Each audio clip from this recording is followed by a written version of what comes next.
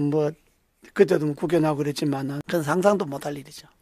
근데 그때 특임 장관 하셨잖아요. 예, 네, 후반기에. 예, 그러면서 이제 굉장히 이제 뭐 정책 실세라는 또 표현을 그랬는데 지금 정부 하에서 그때 하셨던 그런 역할을 맡는 사람이 있습니까? 지금 없는 것 같아요. 없는 거죠. 예, 그때는 제가 그 지난 정부 들어서고 제가 18대 떨어져 갖고 한 2년 가까이 내가 외국으로 돌아다니다가 방랑 생활 하다가 보궐선거로 다시 들어왔어요. 예, 보궐선거로 들어올 땐 이미 정권이 거의 뭐 막바지에 막바지 들어갈 때인데 그때 제가 특임장관을 이제 들어갔는데 또 뭐 이제 아마 필요해서 이제 저대로 특임장 하라 그랬겠죠. 그때는 뭐 사실 여당이든 야당이든 뭐 현안들이 수시로 생기잖아요. 그러면 아예 대통령께서 국무회의 때 그래요. 그 이재호 장관이 그 국회 문제 좀 해결하라 그러고 그 법안 통과 시켜야 될 게 있으면 각 장관들께서 이재호 장관한테 넘기라고. 이렇게 이야기를 해버리니까 그러니까 제가 뭐 안 뛰댕길 수 없잖아요. 그럼 뭐 여당도 만나고 야당도 만나고 하면서 그 청와대의 생각이 잘못 전달되거나 당의 생각이 잘못 전달될 경우는 내가 중간에서 이제 다 이렇게 풀어나가죠. 그게 옛날로 치면 정무장관이에요. 그렇습니다. 그렇죠? 옛날 특임장관이. 옛날 정무장관이 실이 그대로 이제 온 거예요. 그러니까 그때는 저 있을 때는 뭐 소통이 안 된다, 뭐 중간에 이야기할 사람이 없다 이런 소리는 사실 안 들었죠. 뭐 잘했냐 못했냐는 그건 별개의 문제고. 그건 좀 이따 얘기해. 예, 그건 별개의 문제고. 일단 뭐 소통이 안 돼서 뭐 일이 안 된다 이 소리는 그때는 안 들었어요. 근데 우리 이재호 의원님께서 특임장관 하실 때 저는 사실은 이제 그런 건 아니고 복지부 장관을 하고 뭐 그전에 장관 안 할 때도 청와대를 들락날락 했지만 대통령한테 이거 하지 마세요. 저거 하지 마세요. 이거 참 많이 했거든요, 제가. 그 나중에 퇴임하시던 날 봉화마을에서 이제 저 단상에 불러 올리면서 내 하는 일이 다 마음에 들지는 않아서 쓴소리도 참 많이 하고 했는데 그러면서 저한테 얘기를 하셨어요. 이제 밖에 나와서는 뭐 경호실장 노릇을 하더라도 안에서 따로 만났을 때는 좀 이렇게 안 했으면 좋겠습니다. 뭐 이런 거는 하지 많은 게 좋겠습니다. 이런 거 하시는 게 좋겠습니다. 이거 많이 했거든요. 그렇죠. 이명박 대통령하고 이제 많이 만나서 대화도 많이 하셨을 텐데 특임장관 하실 때나 뭐 그전이나 그 좀 쓴소리한 사례가 있어요. 왜 이런 그런 거 하십니까? 그럼 이렇게 좀 하지 마십시오. 이런 거요. 예를 들어서. 장관 두 사람, 총리 한 사람을 청문회 때 낙마시킨 일이 있어요. 세 사람 동시에 그때. 저 사람 내보내십시오. 이렇게. 그때 이제 야당에서도 총리 하나를 갖느냐 장관 둘을 하느냐 이제 둘 중에 하나를 선택할 때고 청와대 안에서도 뭐 장관 둘을 내놓나 총리 내놓나 뭐 하여튼 그럴 때였어요. 근데 내가 이제 다니면서 여론을 들어보니까 그래 갖고는 별로 약발을 안 받게 생겼더라고요. 그래서 이건 진짜 처음으로 내가 공개하는 겁니다. 이거 당사자들에게는 좀 미안한 이야기인데 그때는 뭐 좀 수시로 만나는 그런 위치였잖아요. 그렇죠. 그때는 또 그러니까 제가 그랬죠. 내가 약수터 돌아다녀 보니까 아침에 산에 그러니까 내가 일찍 새벽에 산으로 다니는 거는 대통령도 알고 계시니까 목욕탕도 다녀보고 하니까 이거는 안 되겠습니다. 셋 다 합시다. 그래야 이게 뭐 약발을 받지 이게 뭐 선택해서 할 정도는 아닌 것 같습니다. 딱 그렇게. 요 근처에 총리 후보가 하도 많이 낙마해가지고 그때 총리 후보가 누군지 기억나요? 그건 말할 거고. 나중에 검색해가지고. 그래서 대통령께서 아마 들으시더니만은 그 말이 맞네. 그래서 셋을 한꺼번에 다 총리 한 사람 장관 둘 후보자 셋을 한꺼번에 낙마시켰지. 박근혜 대통령 취임하고는 한 번도 따로 못 만나셨어요? 만나는 게 뭡니까? 전화도 한 번. 전화도 한 번 못 해봤어요? 이 완전 허당이시네 지금.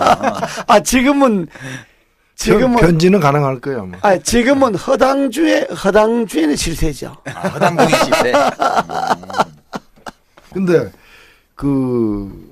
사실 2007년도 이제 이명박 대통령 후보가 이제 한나라당 후보로 결정될 때 당내 경선에서 박근혜 당시 후보랑 경선했지 않습니까?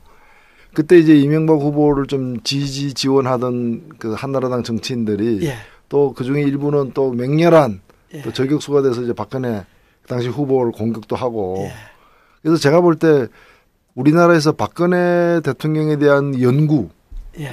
실적으로 보면은 상당한 이제 새누리당 소위 친이계 예, 정치인들이 가장 전문가야. 가장 이제 많은 좀 자료와 또 이렇게 내공 뭐 이런 게 축적된 게 많으실 텐데 근데 최근에 전혀 그런 분들이 이 박근혜 대통령에 대해서 이렇게 좀 심각한 문제 제기 이렇게 할 때 안 나서더라고요. 지금 여당이니까요. 여당이니까. 근데 그럼 정권을 재창출했으니까 뭐 또 우리가 그 소위 친이라고 하는 사람들이 정권을 재창출해야 된다고 해서 박근혜 후보를 또 막판에 세게 밀었지 않습니까? 그러니까 박정권 창출에 대한 일종의 공동 책임이 있으니까 지금 뭐 좀 잘못한다 그래서 뭘 또 자꾸 이야기를 여러 사람이 하기가 아니 그렇죠. 자리도 안 주고 뭐 그러는데 그 대통령은 뭐 같이 도와가지고 대선에서 이겼지만 지금 자리 주는 거 보면 다 누가 주는지는 몰라도 그 아주 좁은 범위에서만 예. 자리를 주지 않습니까? 그건 처음부터 우리가 뭐 자리는 기대 안 하고 했던 사람들이니까. 그래도 사람 인지상정이라는 게 뭐 줬으면 받는 것도 있고 이래야 그건 뭐 되는 그건 아니, 근데 처음부터 제가 기대를 안 했고. 여쭤보고 싶었던 게 예. 또 하나가 더 있는데 그 세간에는 예.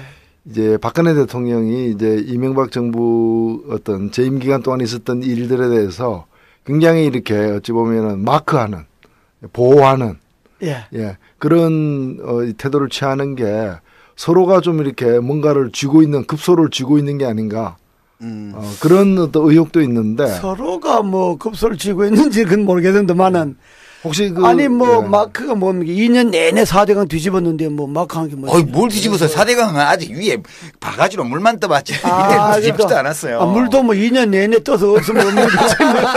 하루 이틀 뜬 것도 아닌데. 아니 이제 한간에는 우리 노 대표님이 너무 점잖으셔가지고 대놓고 못 물어보시는데 한간에는 뭐 이제 그 국정원 대선 개입이나 기무사 뭐 보훈처 등등 국가기관들이 지난 대선 때 그 여론 조작에 깊숙이 뛰어들었던 그 모든 일들이 혹시 박근혜 대통령이 부탁해서 이명박 대통령이 해준 거 아니냐 이런 의혹이 있거든요. 야, 의혹이에요. 아니면 말고.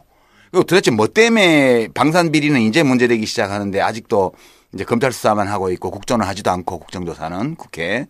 겨우 이제 해외 자원 비리 자원외교 잘못된 거 그거 이제 하나 이제 뭐 오늘 아마 곧 열릴 텐데 본회의가 거기서 뭐 조사위원회 만드는 거 그거 이제 안건 올라와 있고 4대강은 이제 총리실에서 만든 그 조사위원회가 뜨뜻미지근한 조사 결과 하나 내놓은 거 말고는 아직 제대로 하지도 않아요. 그러니까 이런 모든 것들을 보면서 박근혜 대통령이 이명박 대통령의 잘못된 어떤 국정 운영에 대해서 뭐 이야기를 할 수 없도록 하는 어떤 걸 쥐고 있지 않냐. 이런 한간의 의혹이 많거든요. 아는 거 아시는 거 있으면 하나 좀 말씀해 주세요. 그게 뭔지만 말씀해 주시죠. 길게 얘기 안 하셔도 돼요. 뭔지만 말씀해 주시면. 정권이 끝나면 의혹은 항상 생기는 거니까 그냥 의혹은 의혹으로 둬야죠 뭐. 내가 뭐 아이라칸들 여기서 믿겠습니까? 아니 뭐 아니라면 믿어드리죠. 뭐 기락하면 또 내가 그걸 뭐 기락고 이야기를 하겠습니까? 하여튼 있긴 있는데 말씀은 못 하신다. 그냥 의혹은 의혹이라고 둬야죠. 뭐 별로 있습니까? 의혹이 있을 수 있다는 건 인정하겠다. 뭐 아니 어느 정권이든 있을 수 마찬가지잖아요. 있다가 있긴 하다. 어느 정권이든 정권 끝나면 항상 의혹이 있는 거죠. 네, 그런 소문이 도는 이유가 이제 그렇잖아요. 보통 어떤 정권이 들어서게 되면 비록 이제 같은 정권이다 하더라도 그 전 정권과 어떤 선을 좀 그으려고 하는 가운데서 전 정권에서 했던 여러 가지 문제점들을 좀 털고 간다는 느낌이 있는데. 아 근데 그거 되게 부담되는 거거든. 그치 부담은 되겠죠. 근데 그게요. 이제 5년 단임제 대통령, 더구나 제왕적 대통령제가 갖는 그 아주 그 참 폐해주의 하나인데 마치 지난 정권을 밟고 가야 자기 정권이 더 개혁적이고 더 국민들에게 신임을 받는 것처럼 착각하는 거죠. 이게 여다에서 야다로 바뀌었다 그러면 그건 또 이해가 가요. 이건 일면 뭐. 근데 같은 여다에서 여다로 정권을 바뀌었는데 지난 정권이 잘못된 건 보완을 하고 잘하는 거는 개성해 나가는 것이 정권 재창출에 의미가 있는 거지. 이건 뭐 같은 당에서 같은 당으로 바뀌었는데도 마치 지난 정권하고 선을 그어야만 이 정권이 깨끗한 정권인 것처럼 착각하는 거. 그게 바로 5년 동안 권력을 내 마음대로 하겠다는 그런 생각에서 나온 거죠. 그게 되게 조심해야 될 건데 아마 이제 과거 사례들을 좀 보는 것 같아요. 청와대에서. 왜냐하면 사실 국민의 정부에서 참여정부로 이제 정권이 개성이 됐잖아요. 근데 사실 그 두 정권 사이에 갈등이 일어날 수 있는 소지가 거의 없었는데 딱 하나 있었던 게 제 기억에는 대북 송금 특검이에요. 그렇습니다. 예. 그때가 현대그룹 쪽에서 말이 계속 나오고 예. 한나라당에서 엄청나게 공세를 하고 또 조중동 보수 언론에서 날마다 도배를 하고 신문에 그래서 어쩔 수 없이 그때 이제 그 사정이 나오죠. 대통령 유고 그 집에 보면 김대중 대통령께서 나서가지고 그거 내가 다 알고 시킨 거다.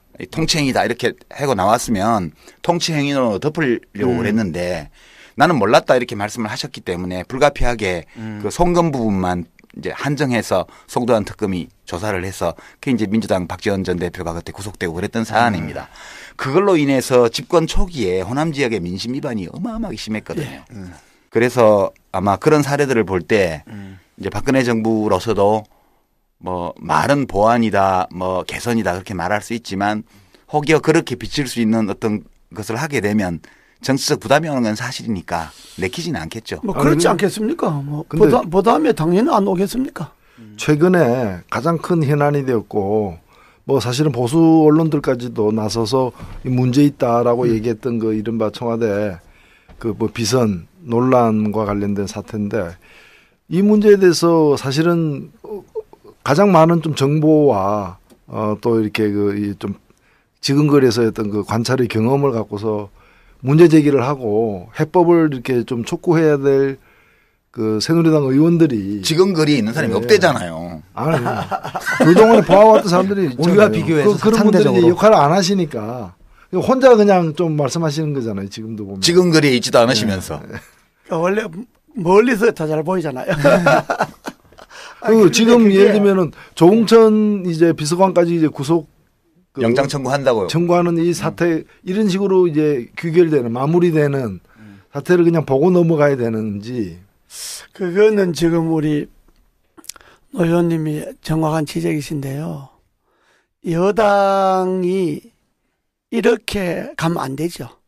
왜냐하면 여당이 야당보다 더 먼저 내부의 문제잖아요. 청와대나 여당 같은 문제니까 내부에서 먼저 속살을 도려내든지 문제를 제기하든지 이렇게 하면 이게 국민 인심이 위반된다. 그러니까 사실 여부는 뭐 법원에서 갈린다 치고 시끄럽게 한 사람들은 처리하고 앞으로 이거 이렇게 바꾸겠다고 이야기를 해야 된다는 이야기를 당에서 해야죠. 근데 당에서 아무런 그런 이야기를 안 하니까 이 여당이 지금 눈치를 좀 심하게 보는 거죠. 내가 볼 때는. 그러니까 눈치를 당직자들이 뭐 눈치를 보고 뭐 납작 엎드려 있으니까. 근데 왜 눈치를 봅니까? 뭐 주는 게 있어요? 안 그러면 눈치 안 보면 잡아가요? 뭐 원래 여당이라는 게 속성상 권력의 눈치 보는 것처럼 아주 순치되어 있는 거죠. 우리 뭐. 여당 할 때는 우리가 여당 할 때는 안 그러던데. 근데 그건 뭐 별난 사람들끼리 하니까. 그러니까 그런 거지만은. 정확한 지적이시죠. 여기는 눈치, 그러니까 눈치를 너무 보는, 내가 봐도 눈치를 너무 보는데 내가 또 이걸 뭐 몇 차례 이야기해서 알아들으면 좋은데 못 알아듣는데 계속해서 이야기하면 내가 눈치 없는 사람이 또 돼버리잖아요. 그러니까 눈치 보는 사람이나 눈치 없는 사람이나 똑같이 돼버리면 곤란하잖아요. 진짜 너무 눈치를 너무 보는 거죠. 그러니까 아무리 여당의 권력을 뭐 임기도 방어하고 청와대를 방어하고 해야 되겠지만은 그러나 청와대가 옳지 않게 하는 거는 여당의 피해가 있는 것이 아니라 국민들에게 피해가 가는 거잖아요. 그러니까 여당은 국민을 위해서 바르게 지적하고 해야지. 그걸 안 하니까 내가 좀 답답하죠.